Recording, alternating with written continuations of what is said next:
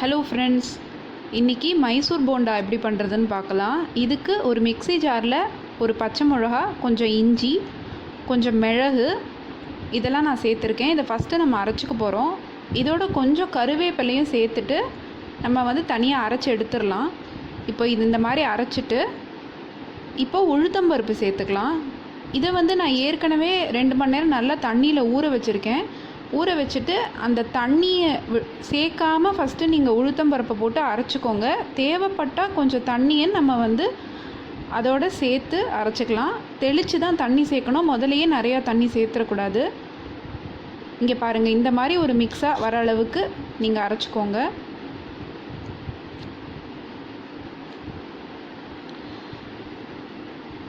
இப்போ இதில் நம்ம கொஞ்சம் உப்பு சேர்த்துக்கலாம். தேவையான அளவுக்கு உப்பு சேர்த்துக்கோங்க. அப்புறம் வாசனைக்கு கொஞ்சம் பெருங்காயப்பொடி சேர்த்துக்கலாம்.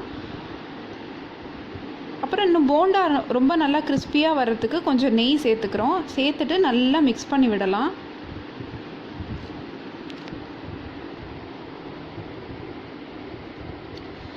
நான் இன்றைக்கி கொஞ்சோண்டு நல்ல ஸ்பெஷலாக டேஸ்ட் வரணுங்கிறதுக்காக தேங்காயை குட்டி குட்டி பீசஸாக கட் பண்ணி அதையும் இதோடு சேர்த்துக்கிறேன்.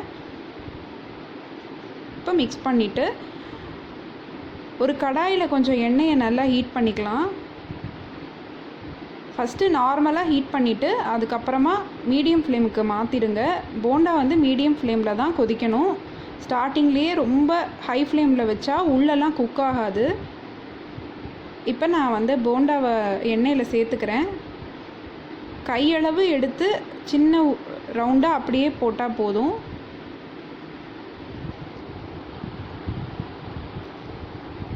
கொஞ்சம் நல்லா ஹீட் ஆகட்டும். அது நல்ல கோல்டன் ப்ரௌன் கலரில் வர வரைக்கும் வெயிட் பண்ணலாம்.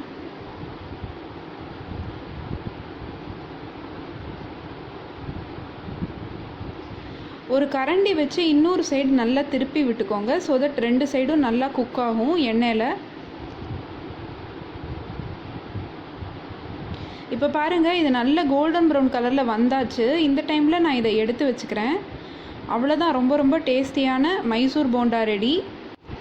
நீங்களும் வீட்டில் ட்ரை பண்ணி பாருங்கள். கண்டிப்பாக சூப்பராக வரும். ஆர்ஜி சிம்பிள் மீல்ஸ்க்கு மறக்காமல் சப்ஸ்கிரைப் பண்ணுங்கள். தேங்க்யூ.